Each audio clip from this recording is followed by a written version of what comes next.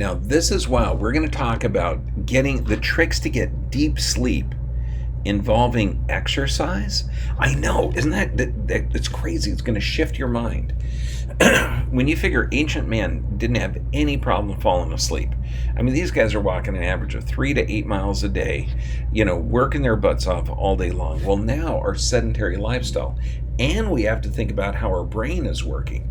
You figure every time you move your body, you're stimulating that cerebellum, and that controls the frontal lobe. So you're talking anxiety, stress, depression, impulse control, everything. So you can get just regular movement that helps brain function.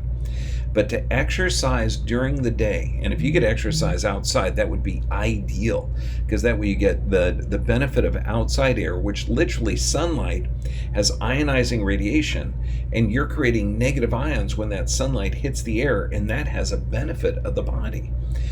So exercise, workout, ideally when you hit the bed, you've worked out. So think of this, after dinner, go for a half-hour walk, hang out with some friends, do certain activities. The worst thing that you can do is to be in a comatose state, sitting down, not moving before bedtime. Why? Because your body and brain are not getting stimulated. If you get that stimulation through movement before bedtime, then you lay down, then your brain and body know that this is the time to maximize tissue production. It sounds odd, but try it. Just try it.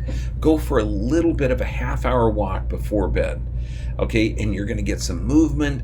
Sit down a little bit, but if you're sitting, not moving, vegging out, watching the TV, your brain isn't getting stimulus. You're almost in a hypnotic state, and that is not a good way to go to bed. So get movement, connect with friends, get outside, and just work your butt off.